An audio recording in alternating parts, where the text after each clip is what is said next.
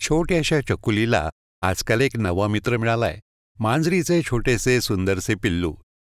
छकुलीने ज्याचे नाव ठेवले आहे गोलू. छकुलीला जेव्हाही वेळ मिळतो गोलू बरोबर खेळत असते. आजही शक्ती अम्मा जेव्हा छकुलीचे वडील महेश आणि आई शीला यांना भेटायला आल्या तेव्हा छकुली गोलू बरोबर खेळत होती. शक्ती अम्माला पाहताच छकुली गोलूला घेऊन त्यांच्याकडे पळत पळत गेली. पहा शक्ती अम्मा, हा माझा नवीन मित्र. किती सुंदर आहे ना हा. अरे वा छकुली, हे तर खरंच खूप सुंदर आहे.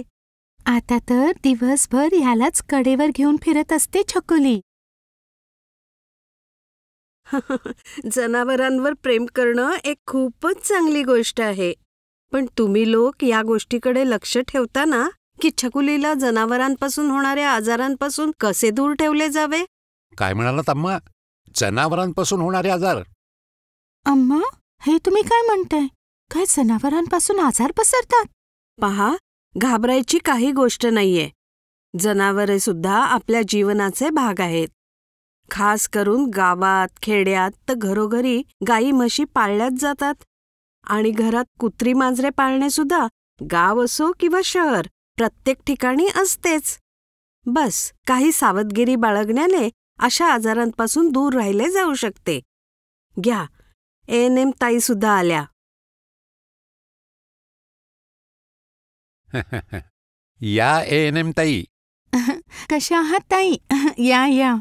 मी ठीक आहे. तुम्ही लोक ठीक आहात ना? तर कोणत्या विषयावर गप्पा गोष्टी चालल्यात? छकुलीला हा नवीन मित्र मिळाला आहे, गोलू. तर मी या लोकांना सांगत होते की जनावरांपासून पसरणाऱ्या आजारांपासून कसे वाचावे. आता तुम्ही आला आहात तर चांगलेच झाले. तुम्ही आणखीन सविस्तरपणे सांगू शकाल. ही तर खूप जरुरी बाब आहे. हे पहा, आपल्या जीवनात जनावरांचे महत्त्व तर आहेच, परंतु आपण सावधगिरी देखील बाळगली पाहिजे. योग्य सावधगिरी न बाळगल्यास जनावरांच्या शरीरातून अनेक आजार पसरू शकतात. कोणकोणते आजार ANM ताई? जनावरांपासून होणाऱ्या आजारात rabies, plague, typhus, yellow fever सारखे अनेक प्राणघातक आजार होऊ शकतात. म्हणून काही गोष्टींची नेहमी काळजी घेतली पाहिजे. पहिली गोष्ट, जनावरांना नेहमी स्वच्छ ठेवले पाहिजे आणि त्यांना स्पर्श करण्यापूर्वी आणि नंतर चांगल्या प्रकारे हात धुतले पाहिजेत. खूप सगळे लोक जनावरांवरील प्रेम दाखवण्यासाठी त्यांचे चुंबन सुद्धा घेतात. ही सवय आजारांना मुक्त निमंत्रण आहे. जनावरं जर घाण राहिली तर त्यांच्यामुळे घरातील लोकांना किंवा त्यांच्या आसपासच्या लोकांना, खास करून मुलांना, आजार लागू शकतात. जनावरांना ठेवण्याची जागा जसे अस्तबळ, तबैला इत्यादी सारख्या जागी काही खाऊ पिऊ नका. यामुळे अनेक प्रकारचे संक्रमण होऊ शकतात. काही लोक जनावरांना आपल्या ताटातूनच भरवतात. त्यामुळे प्रेम नव्हे, आजार पसरतात. आजारी जनावरांना स्पर्श करण्यासाठी हातमोजे वापरले पाहिजे, खास करून तेव्हा जेव्हा हाताला एखादी जखम वगैरे झालेली असेल. यामुळे जनावरांच्या शरीरातून बॅक्टेरिया, व्हायरस इत्यादीचे संक्रमण रोखले जाऊ शकते.